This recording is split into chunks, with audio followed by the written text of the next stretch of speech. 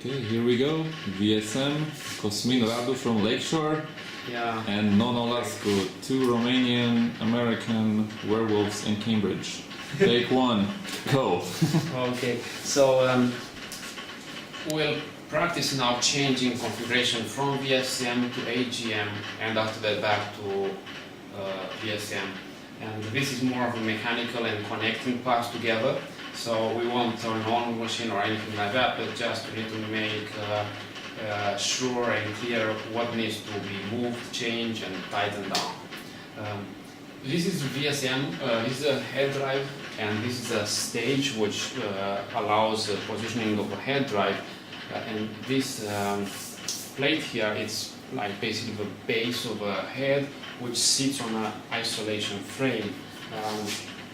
In the process of changing from one to another, this whole plate will slide back, and in front of it, it will come another plate which will support the AGM transducer head. It's very important to note that for VSM, cables and everything else, how it's connected. Let's start with the detection coils.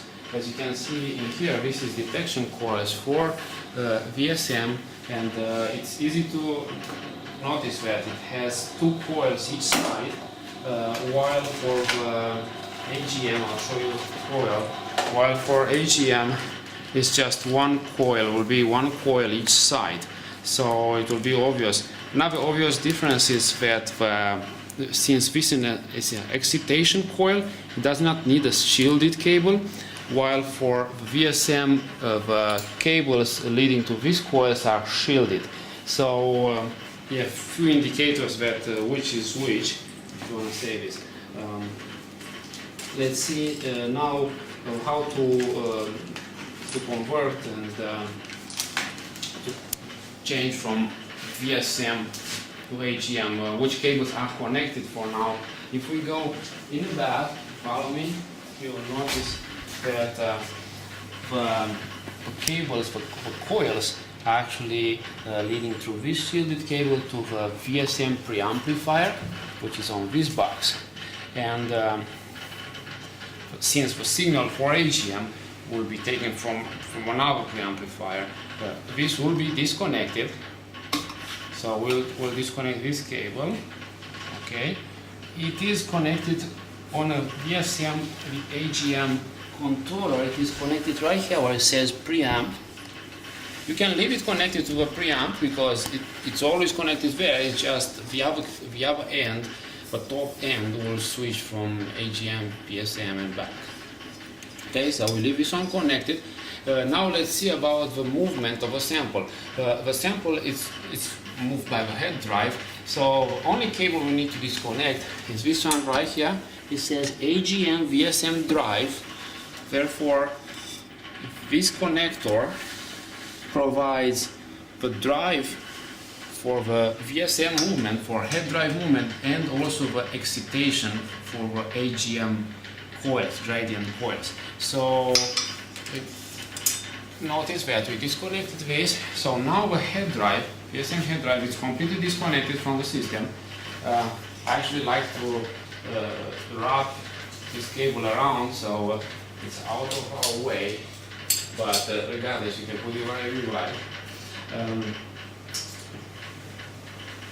Other things to disconnect would be the coils, right in here. I will disconnect it, but yeah, you can take now a better look at it, and after that I'll disconnect it. And the hole probe. The hole probe, only reason I'm disconnecting it is I'll move it out of the system because it will be in my way when I will change the detection coils. But there's no other reason.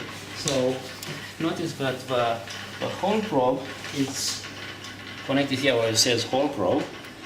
Okay, and it's a type of connector which you need to push this sleeve back to disengage. So to engage and disengage, very easy. It's also keyed connector, so only go one way. Let's leave it hanging here, and I'll remove the entire hole probe. When you remove it, it's it's a hole probe. It's a flexible step.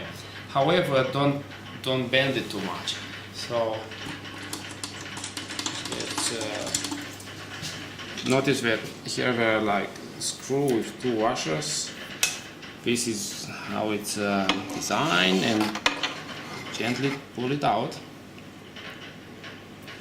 So now notice that there is a white dot on a hole probe. The white dot signifies south, and it will always be on this side of the electromagnet. So whenever you pull it out and put it back in, the white dot should face this side, which will be right hand side when you look from front of the magnet. It's actually very difficult to put it the other way because the screw which holds it on only goes on this side. So I believe you'll put it without any problem, but just so you know, the white dot on this side. Okay? So let's take it out completely so we don't damage it, and I'll put it on the side. We don't need it for now. And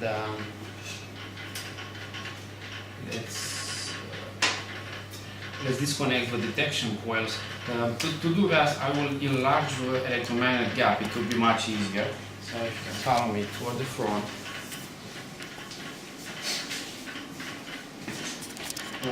Notice that now it takes a little bit longer with all this explanation, but I expect to be able to do it in 20 minutes or less. When you need to change the gap, you need to unlock the electromagnet bulbs. It's pretty obvious procedure. Notice. This is actually a bolt which holds the pole from moving.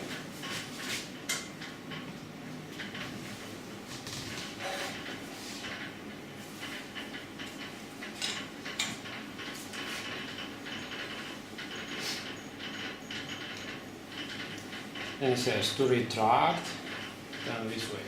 So I'm going to retract it as much as we go. As I mentioned, this makes it easier.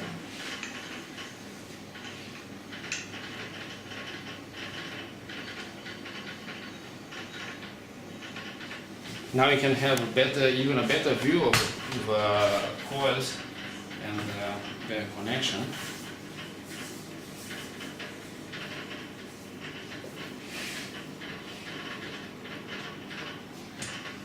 Okay, and I will, there's a connector right here, and I will disconnect it. It's a push-in connector, it has a retainer. I will, once I take it out, I will show you. Okay. Okay. But once it's out, I will show you on the outside, because here it's crowded.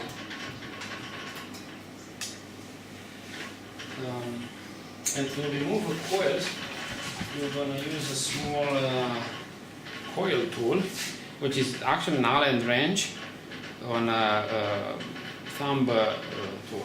So it has two screws on each side, which bolts the coil on the pole caps. It's advisable not to lose these screws because these are heat-treated screws. It is non-magnetic stainless steel, but it also heat-treated, so it does not deform the field. It does not affect your uniformity. And you'll see it more, when I'll take it out. But just letting you know.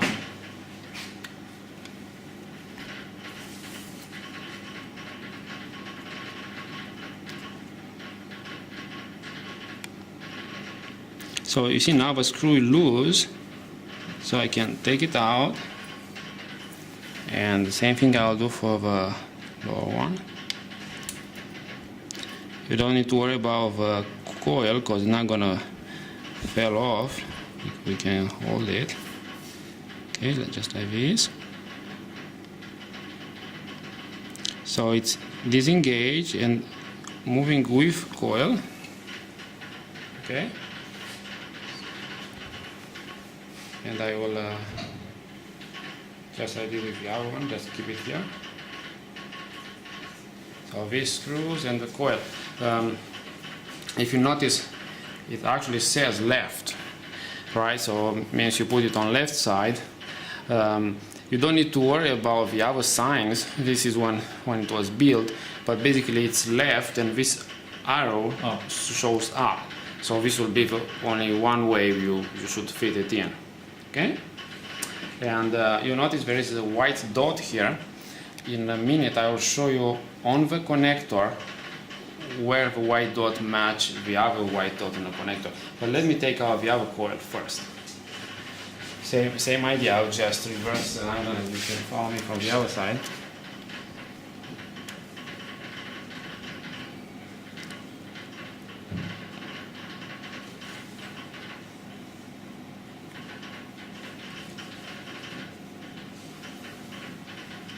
Okay, so don't lose it.